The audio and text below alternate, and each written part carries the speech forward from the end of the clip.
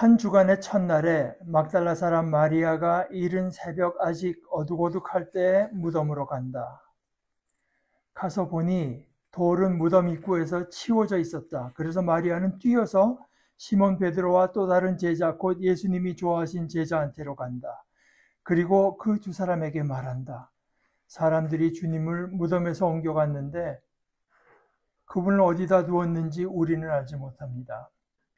그러자 베드로와 그 다른 제자가 나가서 무덤으로 가고 있었다. 그 둘은 함께 달려갔다. 그런데 그 다른 제자가 베드로보다 더 빨리 앞서 달려가서 무덤에 먼저 도착했다. 그래서 몸을 굽혀 들여다보니 고운 삼배가 놓여 있었다. 그러나 안으로 들어가지는 않았다. 시몬 베드로도 그를 따라서 온다. 그리고 무덤에 들어갔다. 잘 살펴보니 고운 삼배가 놓여 있었다. 또 머리 위에 두었던 수건은 고운 삼배와 함께 놓여 있지 않고 한 장소에 따로 개어져 있었다. 그때서야 무덤에 먼저 온 그 다른 제자도 들어갔다. 그러고는 보았고 믿었다. 그들은 주님이 죽은 사람들 가운데서 반드시 살아 일어나셔야 한다는 성경 말씀을 아직까지 이해하지 못하고 있었던 것이다. 그래서 그곳을 떠나 다시 집으로 갔다. 그 제자들은. 그런데 마리아는 무덤 가까이에 서서 밖에서 울고 있었다. 울다가 몸을 구부려 무덤 안쪽을 들여다보았다. 잘 살펴보니 천사 2명이 하얀 옷을 입고 예수님의 시신이 놓여있던 곳에 앉아있다. 한 천사는 머리가 놓였던 쪽에, 다른 한 천사는 발이 놓였던 쪽에 있다. 그 천사들이 마리아에게 말한다. 자매님, 왜 울고 있나요? 마리아가 천사들에게 말한다. 사람들이 저희 주님을 옮겨갔습니다. 그런데 그분을 어디다 두었는지 저는 알지 못해요. 이런 말을 하고서 마리아가 뒤쪽으로 몸을 돌렸다. 그리고 눈여겨보니 예수님이 서 계셨다. 그러나 예수님이신 줄은 알지 못했다. 그에게 예수님이 말씀하신다. 자매님, 왜 울고 있나요? 누구를 찾고 있나요? 마리아는 그가 뜰을 관리하는 사람인 줄로 생각하고 그에게 말한다. 관리인 선생님, 바로 선생께서 그분을 옮겨두셨으면 그분을 어디다 두었는지 저에게 말씀해 주세요. 그러면 제가 그분을 모셔가겠습니다. 그때 그에게 예수님이 마리아야 하고 말씀하신다. 마리아가 몸을 돌려서 예수님께 히브리 말로 라쁘니 하고 말씀드린다. 이 말은 선생님이라는 뜻이다. 그에게 예수님이 말씀하신다. 나를 건드리지 마라. 아직까지 내가 아버지께로 올라가지 않았으니까. 너는 나의 형제 자매들한테로 가서 그들에게 말해라. 나는 나의 아버지 곧 너희들의 아버지 나의 하나님 곧 너희들의 하나님께로 올라간다 하고 말이다. 막달라 사람 마리아가 가서 제자들에게 내가 주님을 보았어요 하고 알린다. 또 이런 것들을 주님이 자기에게 말씀하셨다고 알린다. 하나의 말씀입니다.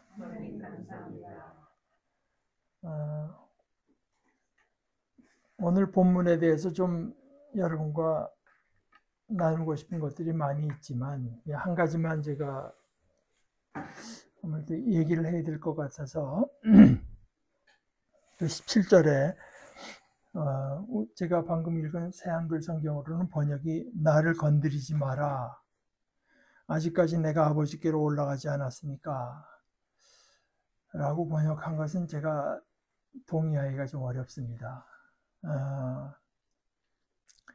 여기 이제 원문으로는 소위 합토라고 해서 이것이 그 의학에도 이제 나오는 용어인데 단백질 중에 뭐 합토글로빈이라고 하는 게 있습니다. 그러니까 이렇게 잡는 거를 말을 하는 거예요. 잡는 거. 떨어지지 않도록 잡는 거를 말을 하는데요. 그래서 건드리지 말라고 하는 것은 좀 뉘앙스가 많이 다르고 게다가 이게 이제 문법 얘기를 좀 해야 되겠는데 헬라어 문법에 명령형이 2가지가 있습니다. 하나는 시작하지 말라는 게 있고 또 하나는 그만둬라, 그만해라, stop 하는 게 있는데 이제 현재 명령형은 지금 하고 있는 걸 그만하라고 하는 뜻인데 이게 지금 그렇게 되어 있거든요. 그래서 아직 언뜻 보게 되면 마리아가 아직 안 건드렸는데 예수님께서 건드리지 말라고 하시는 것처럼, 근데 왜 건드리지 말라고 했을까? 그것도 잘 이해가 안 가고 그 뒷말하고도 이해가 잘 연결이 안 되는데 그래서 박창하 목사님의 번역이 저한테는 퍽조합입니다. 마리아에게 나를 붙들고 있으면 안 된다. 나는 지금 아버지께로 가야 되니 나를 붙들고 있으면 안 된다. 내가 너희를 떠나가야 된다. 그렇게 이해하는 게 좋을 것 같습니다. 그리고 영어 번역에 이제 New RSV라고 해서 사람들이 많이 쓰는 성경에도 Do not hold on to me. 나를 붙들고 있지 마라. 이제 그렇게 hold하고 있지 마라. 이제 그렇게 되어 있습니다. 근데 여기서 이제 예수님께서 부활하신 장면에 대한 기사는 물론 마태복음에도 있고 뭐 마가복음, 누가복음, 요한복음 다 있는데 다 조금씩 다릅니다. 이걸 우리가 어떻게 이해해야 될까? 저는 예수님께서 뭐 5천 명을 먹이신 거, 뭐 눈 먼 자를 뜨게 하신 거 이런 것들은 뭐 조금 디테일의 차이가 있지만 대개는 대동소이한데 이거는 조금 다릅니다. 그래서 그거는 예수님께서 살아계셨을 때 하신 일들은 수많은 사람들의 기억 속에, 집단 기억 속에 보존 내려온 일입니다. 예수님께서 할 때, 그래, 그때 한 5천 명이 있었지. 그러니까 그때 뭐 여자들, 아니야, 뭐 그때 그 남자들만 해서 뭐 그렇게 됐다. 뭐 그러면서 서로 간에 이제 하면서 그 기억이 보존되려 온 기억인 반면에 이 부활 무덤에서 일어난 일은 극히 소수 제자들 뭐 여자 몇 명 이제 이렇게 있던 일인데다가 그 일이 있자마자 예수님을 봤거든요.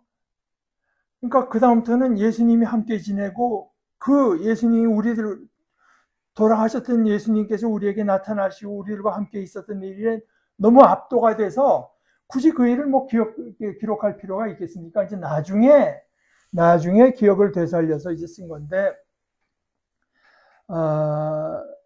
이제 몇몇 소수의 사람의 기억에 되살려서 쓴 건데, 그 쓴 것이 아마 예수님과 함께 지내면서 받은 그 새로운 가르침과 느낌, 뭐 이제 그런 것들이 작용하고 그 의미들에 따라서 기억이 구성됐을 가능성이 대단히 많다. 이제 그렇게 생각합니다. 그러니까 많이 좀 벌써 한참 후에 이제 기록된 일이라 기록들이 오히려 디테일에서 이렇게 차이가 나는 것이 굉장히 자연스럽다. 저는 이제 그렇게 생각하고 있습니다. 근데 여기서 오늘 제가 이제 생각하는 것은 첫째는 그 8절에 예수님께서 사랑하시던 제자 베드로와 함께 달려갔는데 이제 베드로보다 주력이 좋아서 먼저 갔지만 힐끗 보고 안에 삼배가 있는 건 봤는데 들어가지는 않았고 베드로가 들어가서 이제 본 뒤에 따라 들어온 제자가 이렇게 말을 하죠. 그때서야 무덤에 먼저 온 그 다른 제자도 들어갔다. 그러고는 보았고 믿었다. 그러니까 무덤이라고 하는 게 뭐 제 생각에는 여기서 한 요 정도 될까? 돌을 파가지고 여기 사람 하나 누일 만한 데가 있고요. 그 입구는 큰 돌로 이제 막아놓은 이제 그런 식인데 뭐 막달라 마리아만 같은 건 아닌 것 같고 우리가 뭐 거의 우리라고 표현을 했죠. 사람들이 주님을 무덤에서 옮겨갔는데 그분을 어디다 두었는지 우리는 알지 못합니다. 그래서 이제 막달라 마리아만 있었던 것은 아닌 것 같지만 이 사람은 가서 보니까 큰일 난 거예요. 뭐 돌이 이제 있으니까 이게 틀림없이 어떤 사람이 예수님의 시체를 옮겨갔다. 이렇게 생각하고 제자들한테 빨리 가서 하니까 제자들도 불이 나게 와서 보니까 이게 좀 이상합니다. 그냥 없는 거는 맞는데 예수님의 몸을 쌌던 그 베옷 같은 게 잘 개켜져 있고 머리에다 이렇게 씌웠던 그 천도 잘 개켜져 있는 모습을 봤고, 그런데 그 제자도 그것을 보았고 믿었다. 이게 무슨 말인지 알 수가 없어요. 뭘 믿었다는 건지 알 수가 없습니다. 뭘 믿었다는 거야? 그러니까 게다가 믿었으니까 됐나? 그것도 아닌 것 같아요. 믿었다고 했는데 그 뒤에 곧 이어서 얘기한 거는 그러고는 보았고 믿었다.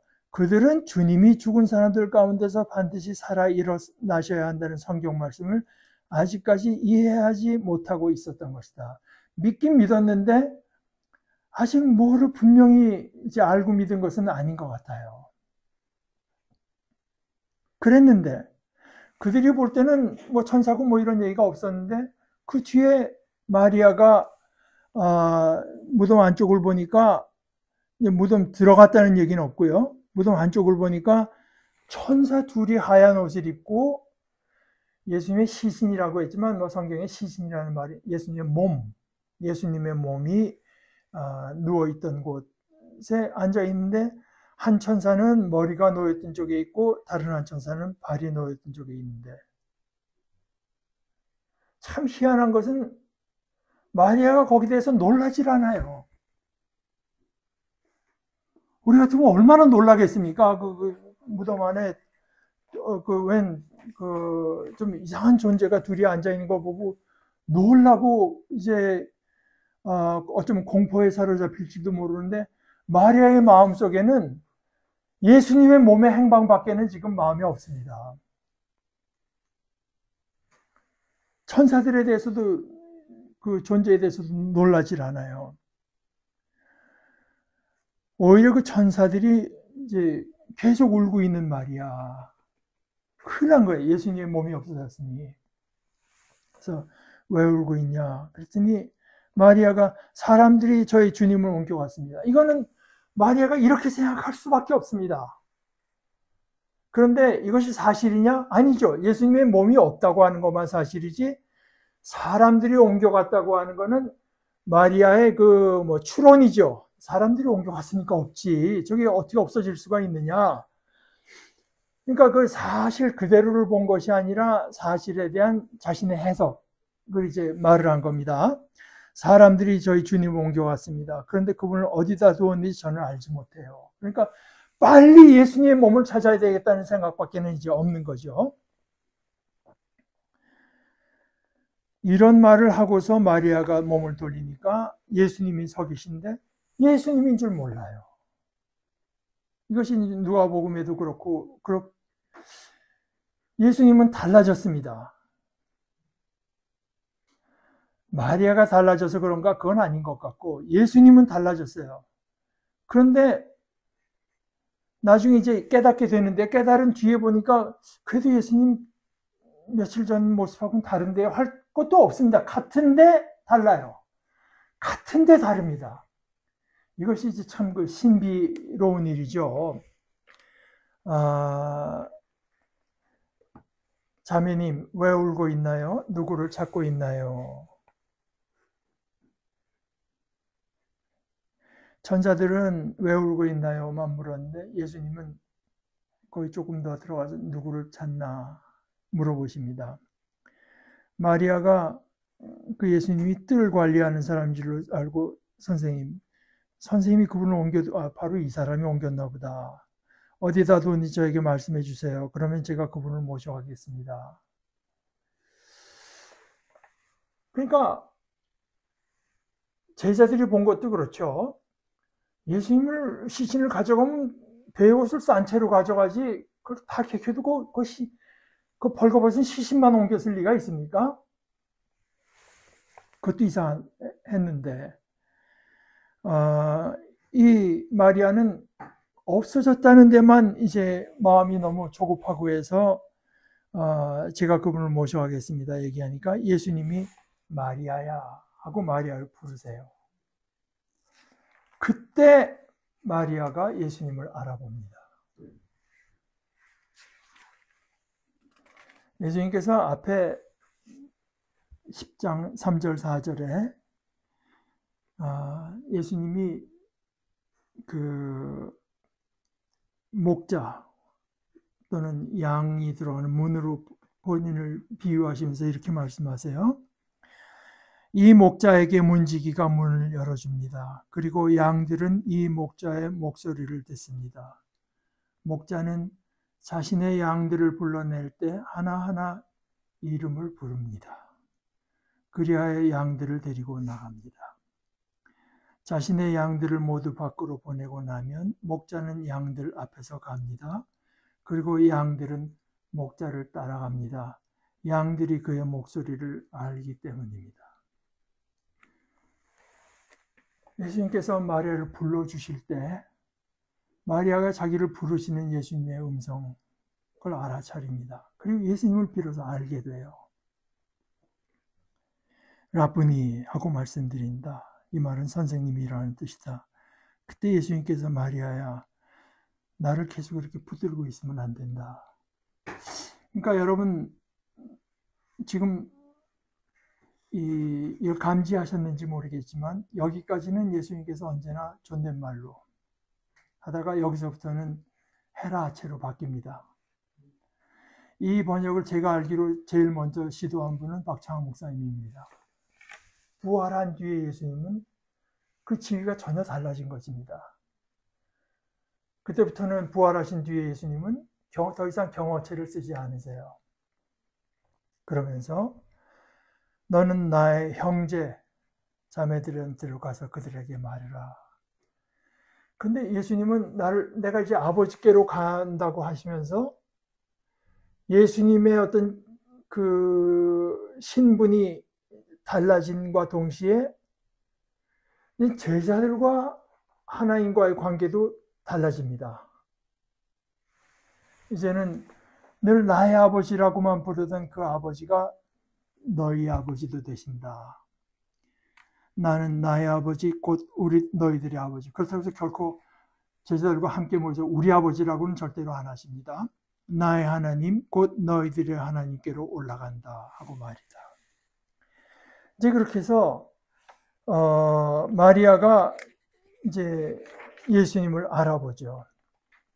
이 알아본다는 거를 생각하면 몇 년 전에 우리가 그 가평에 신윤일 목사님 일하시는데 가서 이제 이 뇌장애가 있어 중증 장애자들 데서 일하시지 않습니까? 그때 이제 신윤일 목사님이 좀 웃으면서 하신 얘기가 그 사람들이 워낙 중증 장애자들이라 몇 년이 지나서 비로소 부르면 자기를 부르는지 아는 경우가 있대요. 몇 년이 지나다 보면. 그래서 내가 그 얘기 듣다 보니까 그게 꼭 나갔네. 하나님께서 그렇게 나를 부르시는데 한참 지나서야 저를 부르시나 보군요. 근데 거기서 조금 더 나가면은 그 부르신 분에 대해서도 자기를 부른 것이 누구인지 알아보는 데까지 나가야 되지 않겠습니까? 소위 영어로는 케어기버라고 하는데 돌봄을 제공하는 사람, 자신을 염려해주고 돌보아주는 사람의 음성이라고 하는 데까지 알아차리는 것이 필요하겠죠? 나를 불렀다는 것뿐만 아니라 C.S. 루이스가 언젠가 그 글에서 우리 인간들은 계속 어떤 우상들을 끊임없이 우상들을 만들어낸다. 하나님은 이런 존재야. 하나님 이런 분이야. 이게 다 틀린 거죠. 그걸 우리가 계속 우리 속에 만들어낸다는 거예요. 그래서 우상은 파괴돼야 되는데 그런데 가장 위대한 우상 파괴자는 하나님 자신이다. 우리가 가진 그 우상들을 하나하나 깨뜨리시는 것은 하나님 자신이다. 아까 그 제자가요, 믿었다고 했는데 뭘 믿었다고 하는 것인지, 그리고 또 그것으로 다 됐는가? 그건 아니고, 아직 성경을 알지 못했다고 이제 말을 했고, 마리아는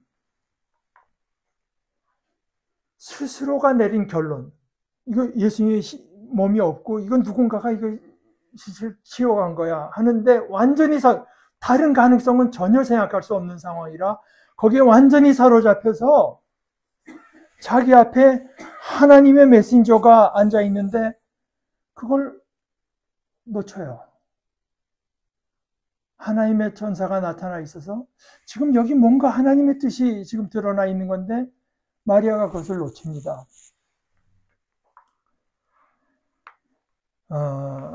자기가 갖고 있던 전제 때문에 내린 결론이거든요. 이건 누가 틀림없이 그 시신을 가져갔다. 왜 그 틀림없다고 그렇게 결론을 내렸냐 하면은 자기가 가진 전제라고 하는 게 너무나 당연한 거니까요. 근데 우리가 가진 전제가 되게 그렇지 않습니까? 우린 다 그게 당연하다고 여기니까 그게 전제가 되는 건데요.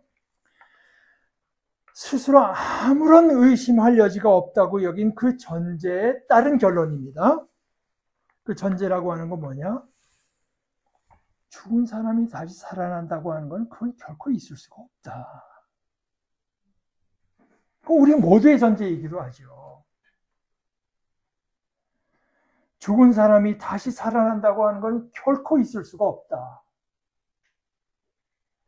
또는 이 말을 다시 다른 말로 하자면은 우리가 보고 체험하고 만지고 상상할 수 있고 찾아낼 수 있는 이 세상, 이 피조물 세상, 이게 전부지 이것을 넘어서는 것은 없다고 하는 전제. 그런데 우리가 전제로 삼은 이것이 해당되는 영역, 이 전체 우주라고 봐도 좋겠고, 몇십억 년 되는 시간이라고 봐도 좋겠습니다. 이 영역 바깥으로부터 또는 그 영역 위로부터 요한복음의 말씀대로 하자면 이 영역이 있도록 한 그 근원으로부터 일어난 일, 바로 그 일이 일어났기 때문에 그 전제 자체가 해당이 안 됩니다. 그리고 그렇다고 하는 그 증거가 여기저기 있어요. 하나님의 말씀에도 그가 죽은 자들 가운데서 반드시 일어서셔야 한다고 하는 하나의 말씀이 있었고, 지금 눈앞에 하나님께서 보낸 천사가 있는데요. 그 증거가 이렇게 여기저기 있는데 그 전제를 고수하는 동안에는 그 증거들을 볼 수 없어요. 전제가 눈앞에 있고 하나님의 말씀에 다 쓰여져 있지만 그 증거를 감지할 수 없습니다. 우리가 가진 그 전제, 너무나 당연해서 전제라고도 생각하지 않는 그 전제를 깨뜨리는 것은 또 하나님 자신이세요. 주님 자신. 또 그분들이 아니면 깨질 수가 없는 전제 아니겠습니까? 어떻게 깨뜨리시는가? 우리 앞에 나타나셔서. 그리고 아까 읽은 10장 3절 4절의 말씀처럼 나타나셔서는 우리의 이름을 부르셔서 우리가 가진 그 전제들을 깨뜨리십니다. 내 양은 내 목소리를 알기 때문입니다. 그래서 그 전제가 깨지고 그것을 받아들이게 되면은 모든 이야기가 제자리를 찾아가게 됩니다. 그때 가서 모든 이야기가 다 이치에 들어맞게 돼요. 그런데 아까와는 전혀 다른 방식으로 이제 예수님에 대해서 예언한 성경 말씀이나 예수님이 누우셨던 곳에 앉아있는 천사들, 이런 것들도 하나도 그냥 지나쳐지지 않은 온전한 증거가 비로소 됩니다.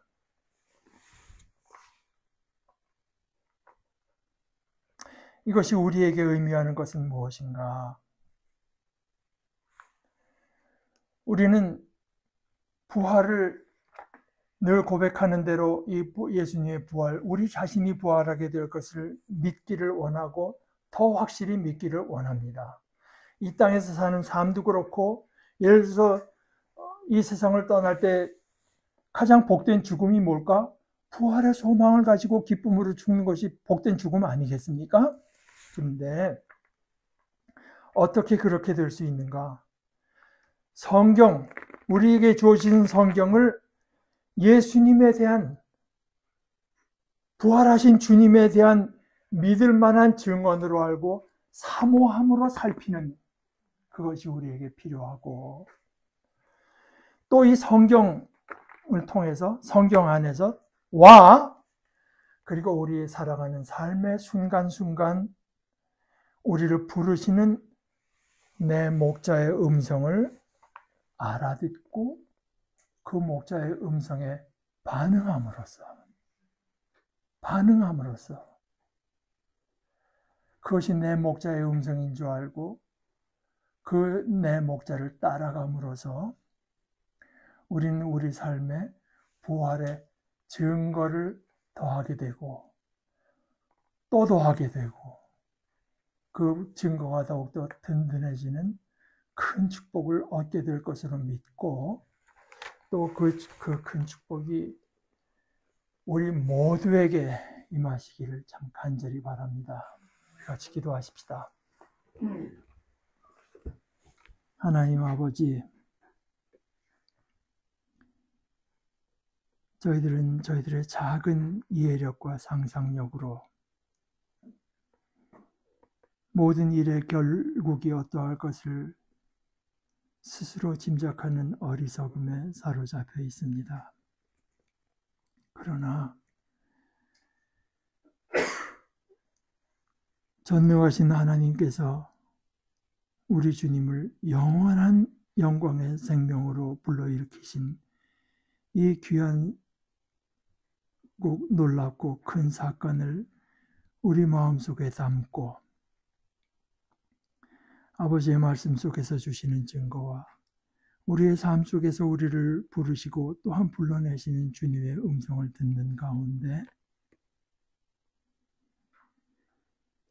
부활의 믿음과 소망을 품고 복된 삶을 사는 저희들 다 되도록 저희를 불쌍히 여겨주시고 인도하여 주시옵소서. 예수님의 이름으로 기도합니다. 아멘.